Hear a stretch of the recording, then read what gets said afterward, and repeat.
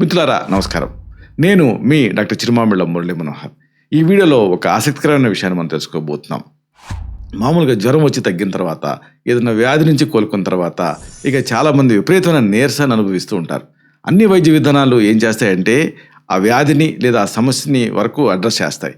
కానీ ఆ తర్వాతే అసలైన సమస్య ఉంటుంది. కాబట్టి తిరిగి మామూలు జీవితం ప్రారంభించాలంటే చూడండి, ఒక పెద్ద మంట తయారవ్వాలంటే ఉన్నటువంటి తయారు కాదు, చిన్న చిన్న చితుకులు వేయాలి. అప్పుడు అది క్రమంగా పెద్ద మంట అవుతుంది. అలాగే మన శక్తి కూడా పెరగాలంటే ఒకేసారి పెరగదు, చిన్నగా మొదలు పెట్టాలి. దానికి ఒక అద్భుతమైన పరిష్కారం ఏంటంటే అష్టగుణ అన్నం. దీని తయారీ ఏమిటి, దీని ప్రత్యేకత ఏమిటి, ఈ మొత్తం ఈ ముఖ్యాంశాలని ఈ వీడియోలో మనం తెలుసుకుందాం. ఆహారమే ఔషధం అనేటటువంటి మాటని అష్టగుణ అన్నం అనేది ఒక చక్కటి ఉదాహరణగా నిరూపిస్తుంది. తీవ్రమైన జ్వరం కానీ లేదా దీర్ఘకాలపు వ్యాధుల తర్వాత కానీ శరీరంలో జీర్ణక్రియ అంటే మెటబాలిజం అనేది మందగిస్తుంది, కణజాలం బలహీనపడుతుంది. ఆయుర్వేద ప్రకారంగా శరీరంలో జీర్ణ అగ్నిని అంటే డైజెస్టివ్ ఫైర్ని ప్రజ్వలింపజేసి ఓజస్సును పెంచడానికి ఈ అష్టగుణ అన్నం అనేది అత్యుత్తమైనటువంటి పథ్యాహారం. ఈ వివరాల లోతుల్లోకి వెళ్దాం. అష్టగుణ అన్నం తాలూకు విశిష్టత, శాస్త్రీయ కారణాలు ఇది ముందు మీరు తెలుసుకోవాలి. శరీరం అనారోగ్యం బారిన పడినప్పుడు రోగనిరోధక వ్యవస్థ అంటే ఇమ్యూనిటీ ఈ వైరస్ లేదా బ్యాక్టీరియాతో పోరాడుతూ ఉంటుంది. ఈ క్రమంలో శరీరంలో ఉండే కండరాలు కానీ కణాలు కానీ తీవ్రంగా అలసిపోతాయి. జ్వరం తగ్గిన తర్వాత కూడా చాలామందికి అందుకే ఆకలి మందగించడం, కాళ్ళు చేతుల నీరసం ఇలాంటివి ఇబ్బంది పెడుతుంటాయి. ఇప్పటికీ కూడా పోస్ట్ కోవిడ్ తోటి చాలామంది ఈ నీరసాన్ని అనుభవిస్తూనే ఉన్నారు. దీనికి ప్రధాన కారణం ఏంటంటే శరీరంలో జీవక్రియలు అంటే మెటబాలిక్ యాక్టివిటీస్ మందగించడం. ఇలాంటి సమయంలో జీర్ణం కావడానికి కష్టంగా ఉండేటువంటి భారీ ఆహారం తీసుకుంటే అది విషాహారం అంటే ఆమం కింద మారుతుంది. దీనికి పరిష్కారంగా ఈ అష్టగుణ అన్నం అనేది మీకు హెల్ప్ఫుల్గా ఉంటుంది. దీంట్లో ఉండేటటువంటి ఒక 8 రకాల గుణాలు శరీరానికి బలాన్ని ఇస్తాయి, అలాగే రోగకారకాలని బయటికి పంపించేస్తాయి. సరే, మరి ఈ అష్టగుణ అన్నం దీని తయారీకి కావాల్సిన పదార్థాలు ఏమిటి, వాటి ప్రాముఖ్యత ఏమిటి, ఇది ముందు మీరు తెలుసుకోవాలి. ఈ అన్నం తయారీలో అంటే ఈ ఆహార ఔషధం తయారీలో వాడే ప్రతి పదార్థం వెనక ఒక బలమైన కారణం ఉంటుంది. బియ్యం అనేది మీకు తెలుసు, తక్షణమే ఒక శక్తిని ఇచ్చేటువంటి ఒక పిండి పదార్థం, ఈ కార్బోహైడ్రేట్స్ని అందిస్తుంది. ఇక పెసరపప్పు, దీంట్లో ఉండేటువంటి ప్రోటీన్ అనేది దెబ్బతిన్నటువంటి కణజాలాన్ని మరమ్మతు చేస్తుంది. ఇది అన్ని పప్పు ధాన్యాల కంటే తేలిగ్గా జీర్ణం అవుతుంది. ఇక మిరియాలు, ఇది శ్లేష్మాన్ని హరిస్తూ రక్త ప్రెషర్ని మెరుగుపరుస్తుంది. మెయిన్గా పోషకాలు తాలూకు ఆ బయో అవైలబిలిటీని పెంచుతుంది మిరియం అనేది. ఇక శొంఠి శోధిస్తుందని సామెత, ఇది జీర్ణక్రియని వేగవంతం చేస్తుంది, కడుపు ఉబ్బరింపు లాంటి వాటి సమస్యను తగ్గిస్తుంది. కాబట్టి ఈ అన్ని పదార్థాల కలయిక శరీరానికి ఒక సంపూర్ణ ఔషధం కింద మారుతుంది. మరి ఈ అష్టగుణ అన్నం దీని తయారీ విధానం ఏమిటి, ఎలా వాడుకోవాలి, ఇది తెలుసుకుందాం. ఒక కప్పు అన్నాన్ని సిద్ధం చేసుకోండి. దీనికి సమానంగా అంటే ఒక కప్పు పెసరపప్పుని తీసుకోండి. వీటిని అంటే ముందు బియ్యాన్ని అలాగే పెసరపప్పుని శుభ్రంగా కడిగి దానికి ఒక 4 మిరియం గింజలు, ఒక చిన్న శొంఠి ముక్కని వేయాలి. తగినంత నీరు పోసి అన్నాన్ని మెత్తగా ఉడికించాలి. దీన్నే అష్టగుణ అన్నం అంటారు. ఇది రోగికి సులభంగా మింగటానికి, జీర్ణం కావడానికి వీలుగా ఉంటుంది. మరి దీనికి సహాయపడే ఇతర చికిత్సా విధానాలు కూడా ఉన్నాయి. అనారోగ్యం టైంలో బలహీనంగా ఉంటుంది శరీరం, దీన్ని తిరిగి ఉత్సాహంగా మార్చడానికి మందులు మాత్రమే సరిపోవు, సరైన ఆహార నియమాలు పాటించడం కూడా ముఖ్యం.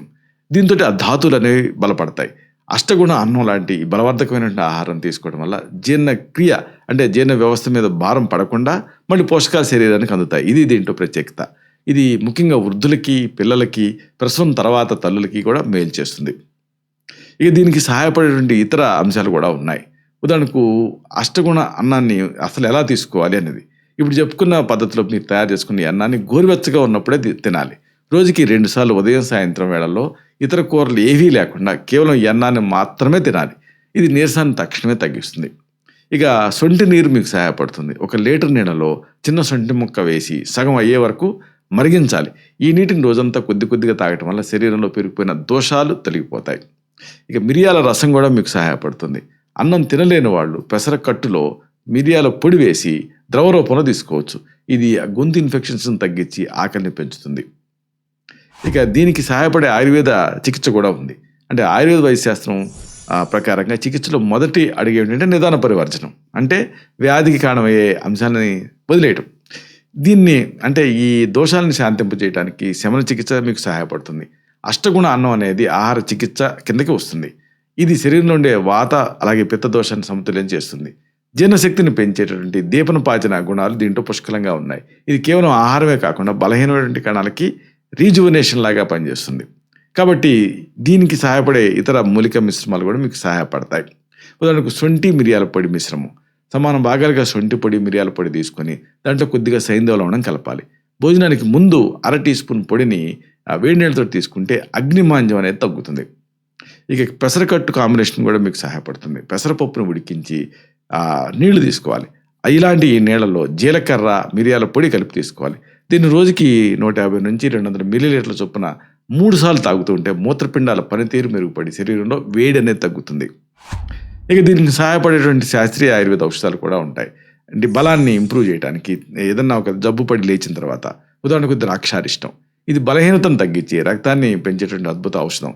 భోజనం తర్వాత 15 నుంచి 30 మిల్లీలీటర్ల మోతాదుగా సమానంగా నీళ్లు కలిపి రోజుకి 2 సార్లు దీన్ని తీసుకోవాల్సి ఉంటుంది.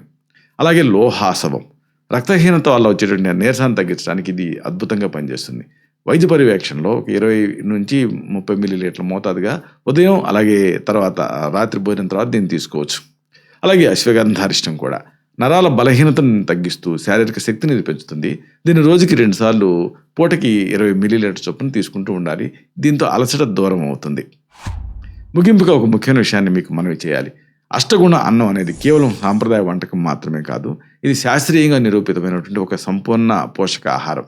శరీరంలో మందగించినటువంటి జీర్ణక్రియని ఉత్తేజితం చేసి సహజంగా శక్తినిచ్చేటువంటి గుణం దీనికి ఉంది. మన వంటగదిలో ఉండేటువంటి ఈ దినుసులే గొప్ప వైద్యుల కింద గొప్ప ఔషధాల కింద మారి ఆరోగ్యాన్ని కాపాడతాయన్న నిజాన్ని మనం గుర్తించాలి. చిన్న మార్పులతోటి మన ప్రాచీన జీవన శైలిని మనం అనుసరించామనుకోండి, సంపూర్ణ ఆరోగ్యం మీ సొంతం అవుతుంది. ఇలాంటి మరిన్ని ఇన్ఫర్మేటివ్ వీడియోస్ కోసం ఈ ఛానల్ సబ్స్క్రైబ్ చేసుకోండి. అలాగే ఈ వీడియోలు అప్లోడ్ అవడంతో ఆ విషయం మీకు తెలియాలనుకుంటే బెల్ బటన్ క్లిక్ చేయండి. అప్పుడు మీకు ఒక నోటిఫికేషన్ వస్తుంది. ఆ నోటిఫికేషన్ క్లిక్ చేస్తే ఆ వీడియోని మిస్ కాకుండా చూడగలుగుతారు. అలాగే ఈ వీడియో మీకు నచ్చింది అనుకోండి, లైక్ చేయండి. అప్పుడు ఇది మరింత ఎక్కువ మందికి రికమెండ్ అవుతుంది. ఈ వీడియో తరకు పర్పస్ అనేది సర్వ్ అవుతుంది. అంటే అందరికీ ఆరోగ్యం అన్న మన అభిలాష మన ఆకాంక్ష నెరవేరుతాయి. శతం జీవ శరదో వర్ధమానః శతం హేమంతాన్ శతం వసంతాన్. 100 శరత్తులు 100 హేమంతాలు 100 వసంతాలు వర్ధిల్లుతూ జీవించండి. Stay healthy, stay happy, be positive, keep smiling. Love you all. శుభం.